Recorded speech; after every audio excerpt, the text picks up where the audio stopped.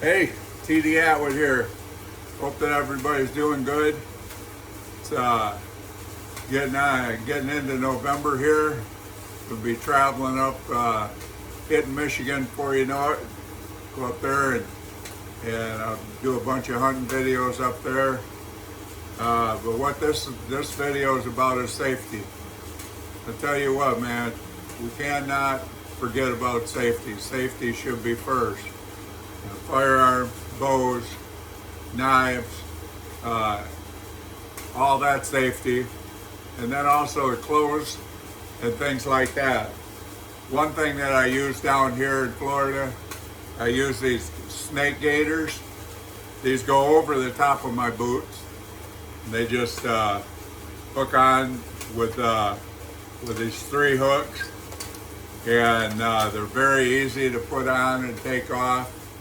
Anyway, you put these on, and as you're walking out through the underbrush and the water and all that stuff down here in Florida, because there's so many poisonous snakes, man, if a snake hits you, goes to bite you, it won't penetrate this, okay?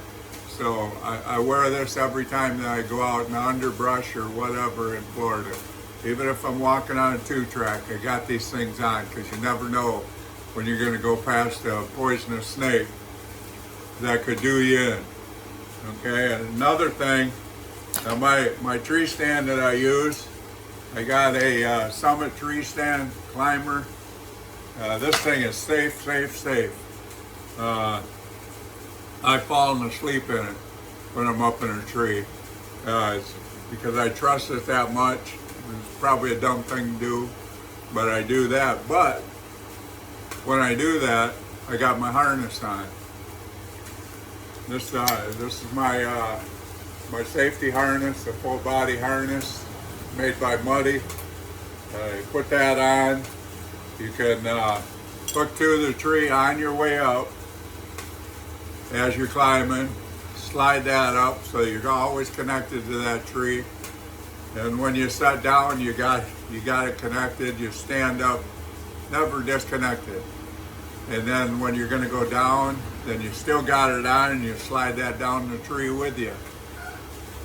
That way you're going to stay safe. You're not going to fall. The reason that I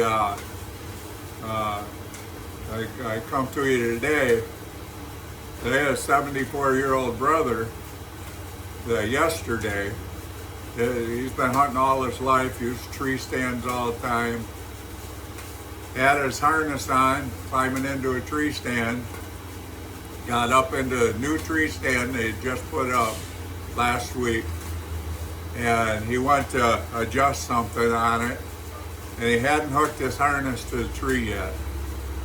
And so while he's trying to adjust his stand there, it let loose. He went straight down, 15 feet, nothing to slow him down. He landed on his feet once he hit the ground, but when he landed, he shattered his heel on his right foot and broke many bones in both legs just below the knees. So then he's laying there on the ground. Thankfully, he wasn't paralyzed and he wasn't dead, so he was able to get to his telephone, called his wife, and thankfully, when he talked to his wife, then found out that his son-in-law had gone with him earlier in the week to set that stand, so he knew exactly where he was at. But to get to him, it was back off the road a ways. They had to cross an uncut cornfield. They didn't know how they were going to get him out of there. Well, they got out there, and he always carried this plastic sled that he'd put a deer on if he got one to drag it out, about 4 feet long and 1.5 feet wide and maybe a foot deep. So anyways, they grabbed that out of his pickup truck. And they went across the field and got out and found him. Had to pick him up and put him in that. And they were going to drag him back to the farmhouse. Well, then the farmer there, anyways, he finally got on the phone and talked to my brother's wife, and so he drove out there through the uncut cornfield with his pickup truck, and they picked up my brother and put him in the back of the pickup truck, drove back to the farm, and in the meantime they had called an ambulance. The ambulance come out and met him at the farm. So they got him on the way to the hospital, and probably a 20-minute ride to the hospital. And anyways, they started setting his legs, started putting stents on him, anyways, just to shore it up. And he went into surgery this morning. And so anyways, this was going to be a life-changing event for him.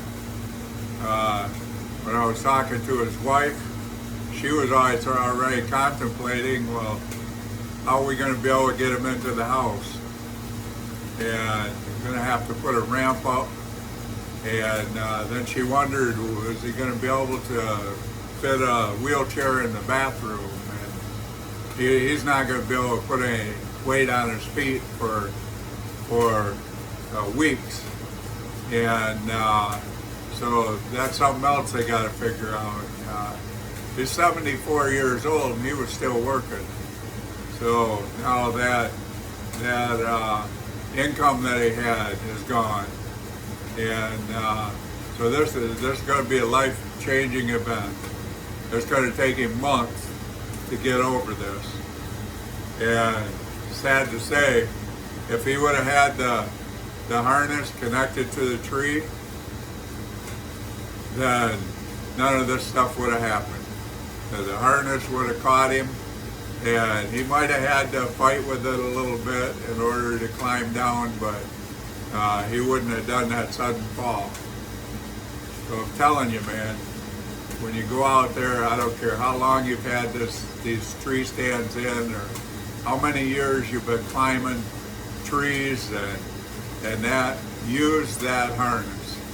I know I thought back when I first started hunting out of a tree stand, I would nail 2x4s to the side of the tree and use those for my ladder going up. And I would put one 2x4 between two branches and maybe one or two nails on them. And I would sit or stand on that 2x4. And it was stupid. I mean, at any time I could have fallen and, taking a chance on getting killed or getting paralyzed. Happens to people every year. So anyways, use that harness. If you don't have a harness, go buy one. I tell you, your life is worth more than the $30 you're going to pay for this harness, even if you have to pay more. Normally now, anytime you buy a new tree stand, they're going to give you a harness with it because they want to keep you safe. They want you coming back and buying their products, which you're not going to be able to buy their products if you're paralyzed or you get killed because you fell out of a tree stand because you didn't take that extra 2 minutes to connect to a tree. So anyways, just think about that as you go out hunting, and of course there's the gun safety, the safety with the bow, safety with your knife, all that stuff. There's a lot of different things that can happen between your house and the woods and hunting. Man, I've been a hunter all my life and just really enjoy it. But we got to take safety. That's got to be number one. That's got to come before anything. We got our families to think about, our loved ones, and we get hurt, it's going to affect them just as much or more than it's going to affect us. So anyways, I hope that you have a good hunting season out there. I'll be doing some hunting videos starting next week, and we'll try and get some more videos out. I haven't put any out in a while, so anyways, good luck to you. I hope you're able to go out there and get some deer this year and put together a bunch of memories. And but remember that that harness is important, very, very important. Okay, put it on. All right. If you like this, I appreciate it. If you give me a subscription here. You know, I look at the analytics when I'm looking at my YouTube, but 97% of the people that watch these videos don't subscribe. I don't know why. I tell you, it doesn't cost you nothing. It's not like I'm going to start sending all kinds of stuff to you. I'm not going to send anything to you.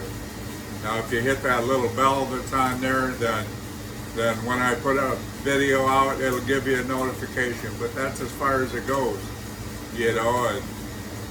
And I appreciate it if you hit that subscription. It helps my channel to grow.